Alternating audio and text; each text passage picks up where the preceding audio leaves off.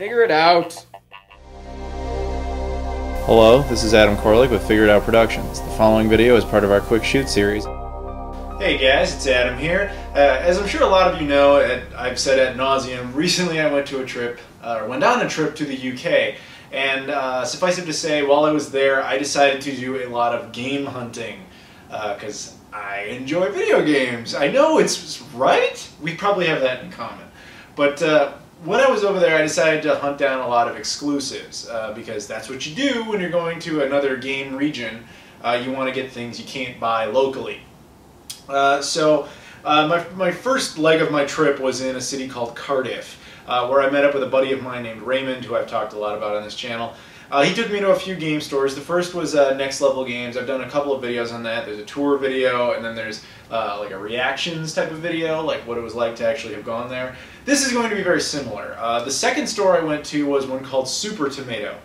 Now, I've already done a video of a tour of that store, which you should see before you see this. But this is kind of a reaction to having gone there, as well as the pickups that I actually got there. Now the reason, again, that I'm doing pickups separately is just because I got so much stuff over there. I didn't want to bog down Playload at the end of this month with everything I got all in one video and make it like insanely long, in addition to whatever else I might pick up over the course of this month, assuming I pick up anything else.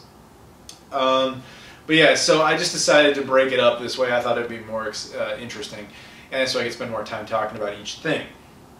Now, before I go into the pickups, I would like to talk about the store specifically. Super Tomato is run by a guy named Tom, hence the Tom part of tomato. Turns out the name Super Tomato is something of a coincidence. It has no relation to Super Potato, that famous store in Japan. It's kind of a funny story how that turned out. But anyway, hell of a nice guy, the guy who runs that place. Really, really awesome. Which was, that's kind of redundant. I mean, like, everybody I met there, dude, they were such nice people. Really, you guys are all awesome over there in the UK, at least everybody I got to meet. And I really did have a genuinely good time. The cool thing about Super Tomato, though, in a sense, was that I had almost what I can only describe very arrogantly, and I don't want it to come off that way, but I don't know how else to phrase it. I had almost like a little celebrity tour over there. It was very surreal. What I mean by that is the first person I was hanging out with was, again, my buddy Raymond, who I've only known through the internet, through YouTube and so on. And he took me to Next Level Games, which I've already talked about a lot. And those dudes all watch my videos, and so you're in a room of people who are just talking about your work right there with you. And it's very neat. When I went to Super Tomato, that was different. Tom he was very upfront about it, because Raymond had prepared him. I don't know why preparation was necessary, but he had prepared him and said, like, the dude's coming in, blah, blah, blah. And even though that was totally not necessary, I told him, like, the dude makes videos and so on. So he told me, like, I gotta be honest with you, I do watch a lot of stuff on YouTube. I've never heard of you. I've never watched your stuff. I'm sorry. I was like, oh, dude, that's totally cool. Like, that's normal. That's normal to not have seen it. But please keep watching, all of you. Thank you. Yeah, so that was interesting. But at first I kind of got the sense, like, when I said, like, do you mind if I, like, shoot a video in here? He almost got the sense of, like, yeah, sure. Like, he didn't see much value in it. It's the way it kind of came off, which is totally fine. That is totally okay. To not see any immediate impact to yourself in what the video might or might not do for you. If you don't follow the person, it's not going to mean as much to you. That totally makes sense. But I think what kind of won him over, and I could be wrong, but it was just the sense I got, there was not one, but two customers who walked into the store and recognized me, which was fucking surreal. The first guy who was wandering around the store, he was looking at Dreamcast stuff, so you can kind of get a sense of where this is going. He asked a question to Tom about one of the things, and Tom didn't quite know the answer, so I kind of jumped on it. And I answered the question. And through that, I was talking to this guy briefly before I mentioned something effective like, oh yeah, no, I've got a whole Dreamcast set. I've done a video on YouTube about it, which is true. You guys can go see that if you want. And he said, what's your name? And I said it, and he was like, oh yeah, okay, Adam Koralik. It's kind of hard to not know who you are when you are a member of the Dreamcast scene, which was highly flattering, of course. And later, another guy came into the store, and he was just looking at stuff, and we were chit-chatting briefly. and we started talking about YouTube somehow, in some way. And he said, "What's your name?" So I told him. He was like, I was like, "It's no big deal. It's not everybody." Yeah, of course, it's already amazing that even one person recognized me to an extent. So I certainly didn't expect that. But then I said, "You know what? Here, let me give you a business card." So I gave him one of my cards, and my business card has my logo on it, the Figured Out Productions logo. So he just looked at it and goes, "Oh, you're Figure It Out! Figure It Out!" And I was like, "Yeah, that's me." He was like, "Oh, do you mind if I get a photo with you and stuff?" So that was, again, surreal. So after he leaves, Tom just kind of looks, he's like, "Okay, I'm getting the sense that some people do in fact watch you." And again, thank you guys for making that happen.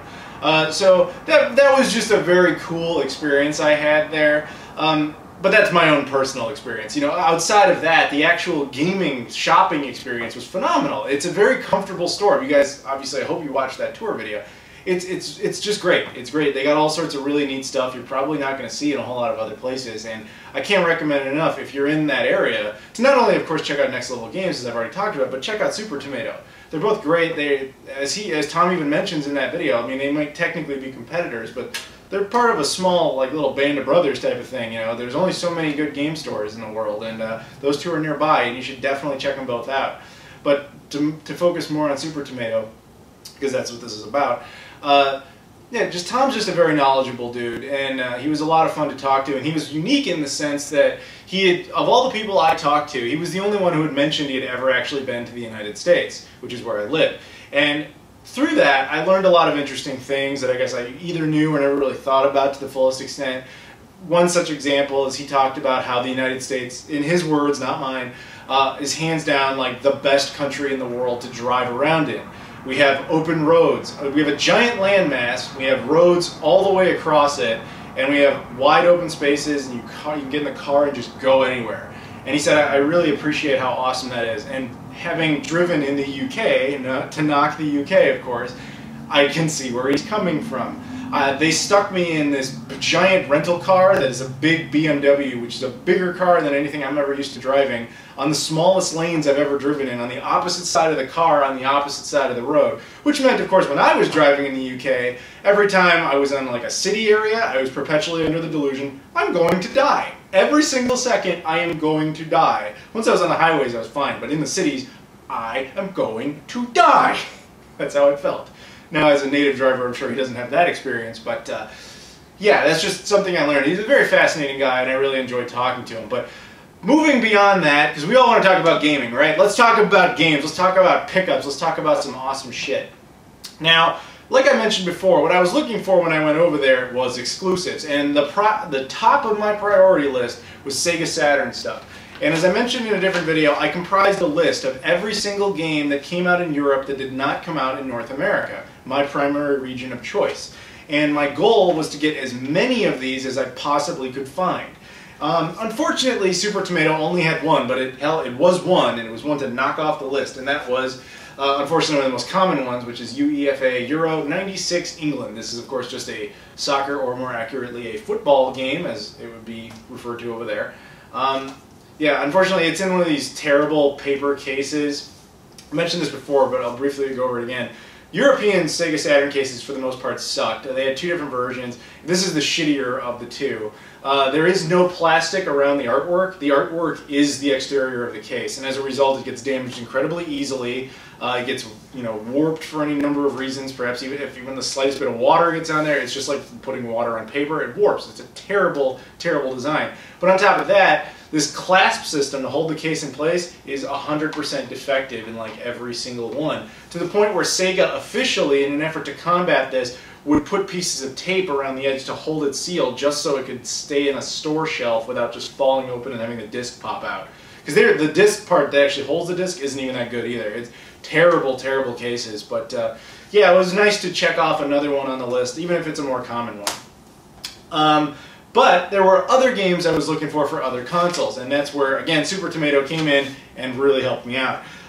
One of such was the original Xbox. Now, I got a couple over there.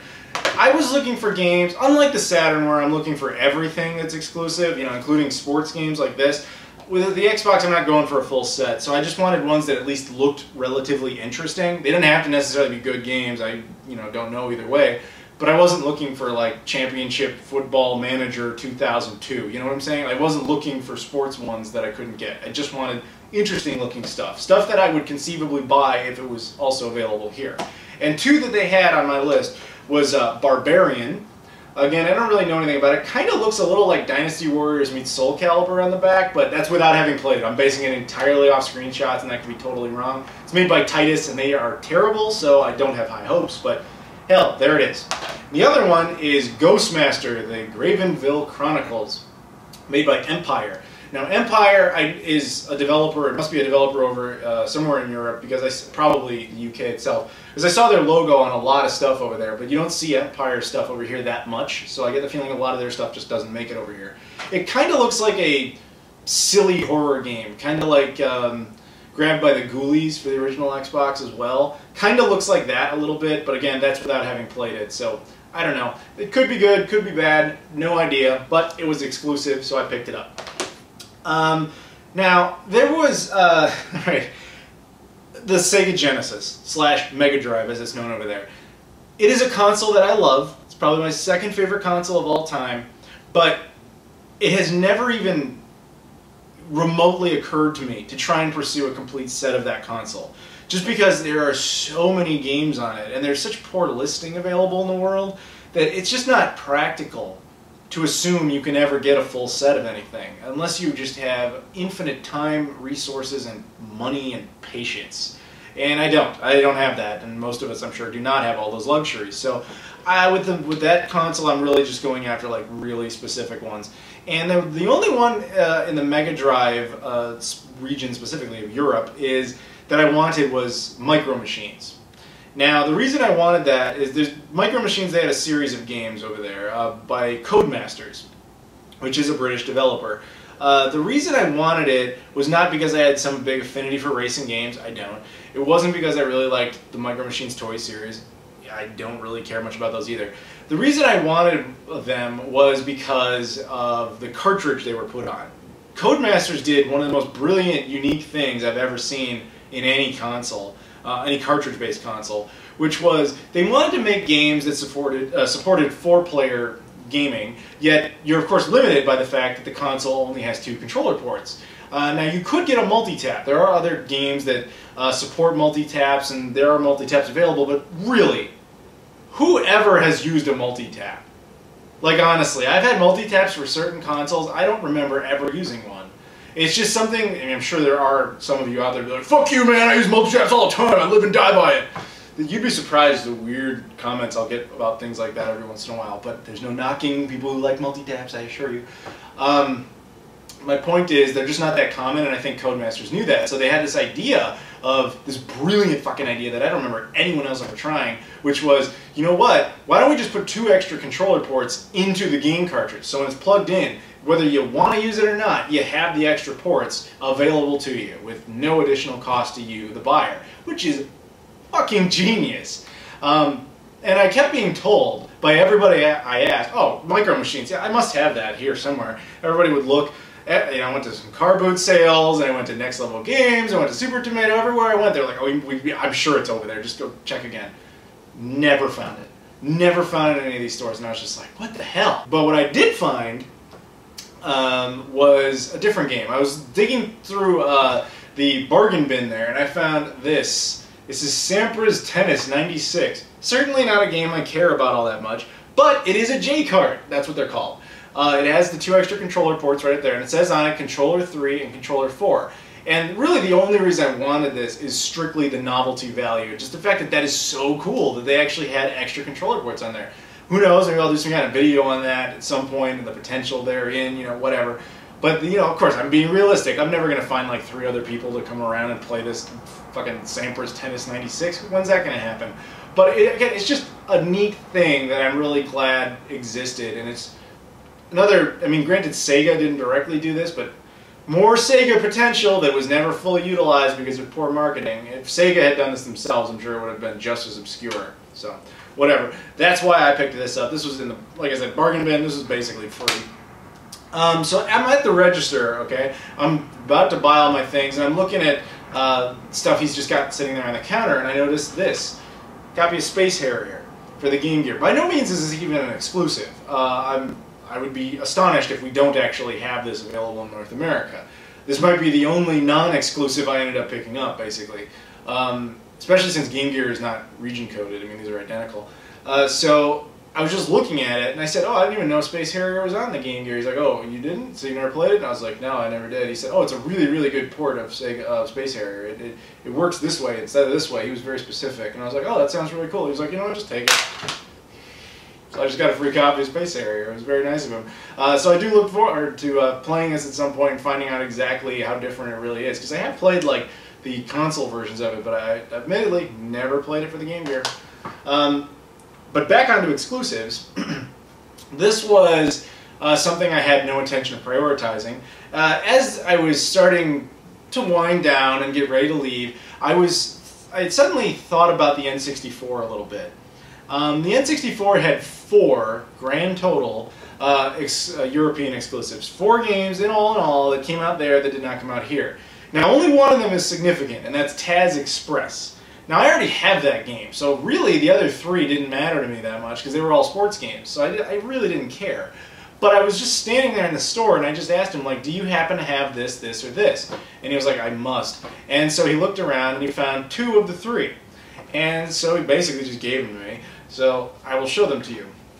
They are F1 Grand Prix, F1 World Grand Prix 2, which I don't even think this is the best version. I think this is actually also on the Dreamcast, so it's really not anything special.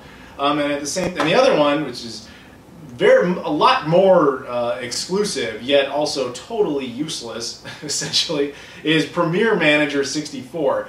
In American English, we would call this Soccer Coach 64. I don't get that obsession. I don't mean soccer. I mean, that's something I don't get at all. Is there's a lot of sports games in specifically the UK where you are the manager of a team. You're not actually playing with the team. You're the coach. You strategize. That's very popular over there, and I assume that's all this is. If it actually has playable soccer, then I'm wrong and I apologize. But yeah, there's a lot of other sports games like that, and so yeah, I went ahead and got that because what the hell? Then I'm only one away from a complete PAL set of N64 exclusives. The next one is not an exclusive, but it's a little more exclusive than this. And when I was over there, going into it, I thought, the Dreamcast. Now, I have all the US games, I have all the Japanese games, and I even have all of the European games, so really what would I be looking for?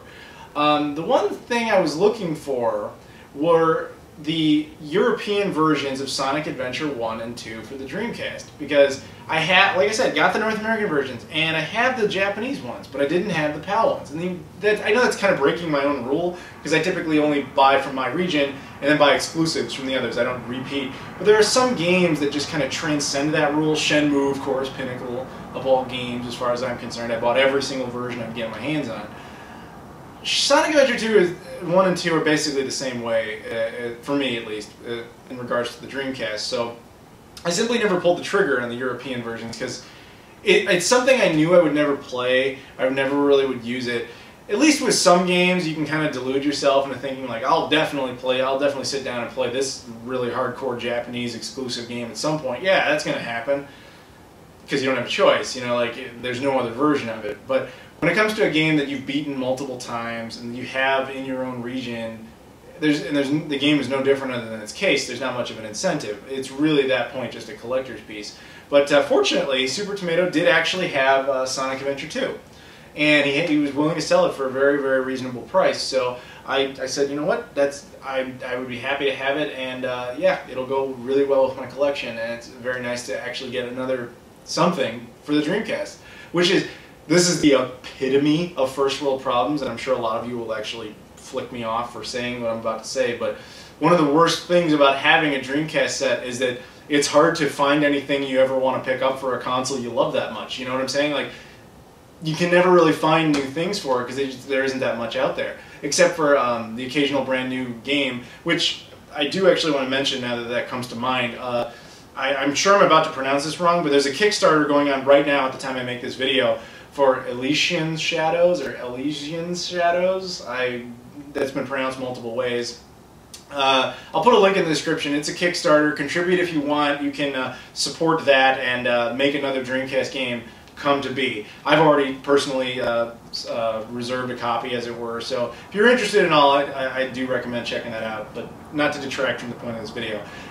Point was, picked up Sonic Adventure 2, European version, very happy to have it. And the next one is kind of funny. This is FIFA Soccer 96 for the 32X. What was funny about this is a couple of things. One, Tom had told me he had like a love-hate relationship with this game because this game had been sitting in the store for a really long time.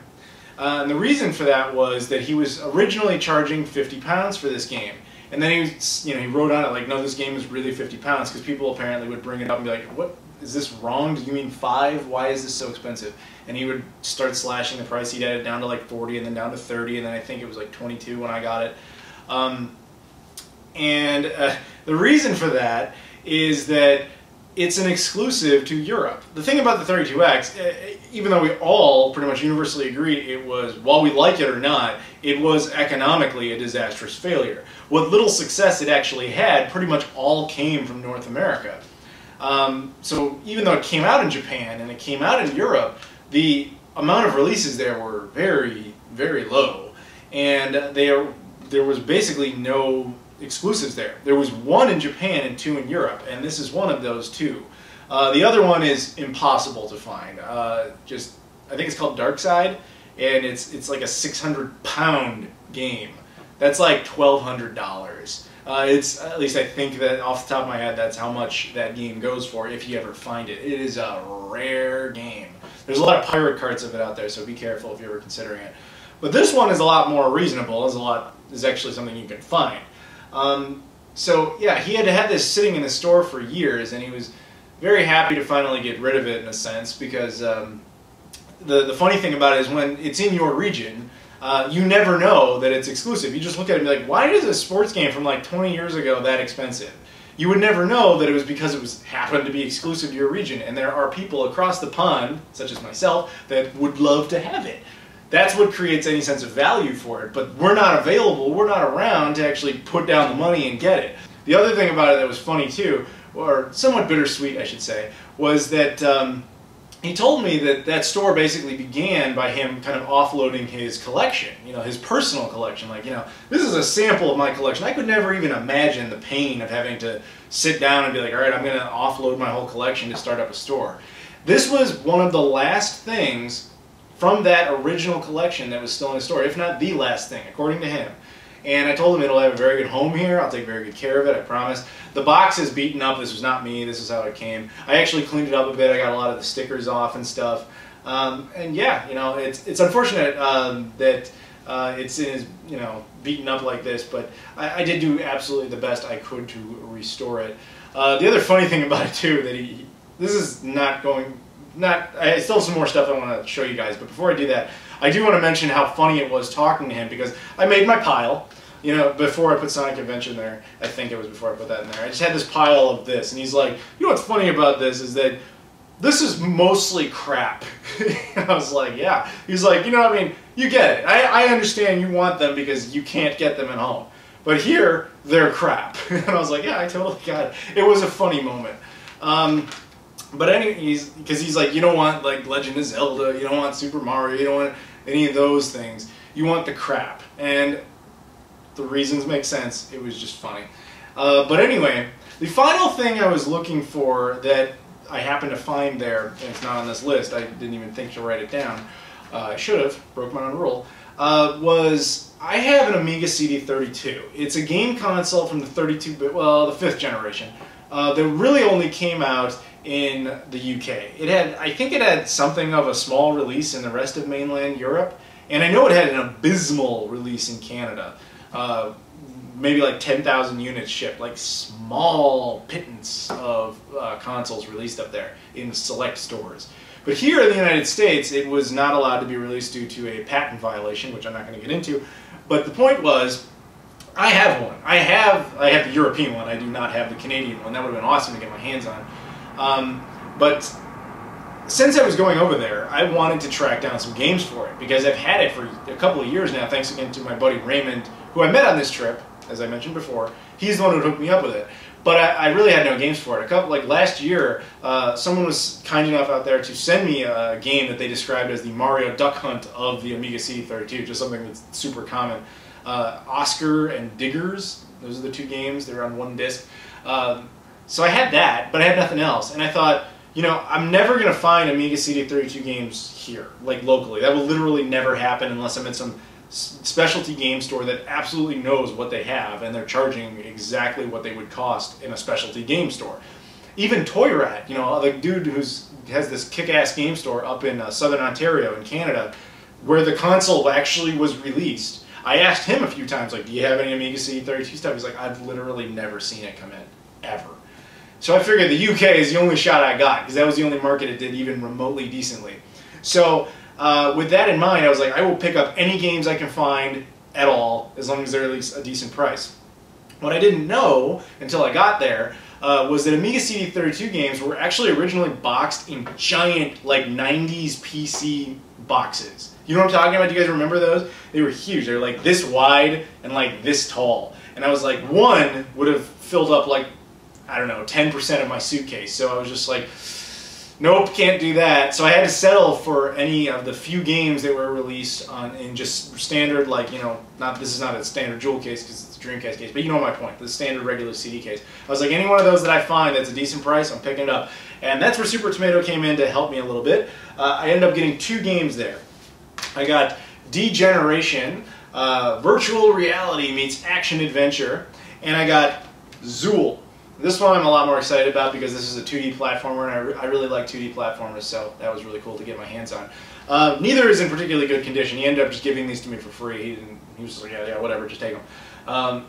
Which was really cool of me, didn't have to do that. And they worked great. And again, I didn't care about the condition. I didn't even really care what the games were. I just wanted something else I could put in that console and play it. Even if I find it boring, I can try it out.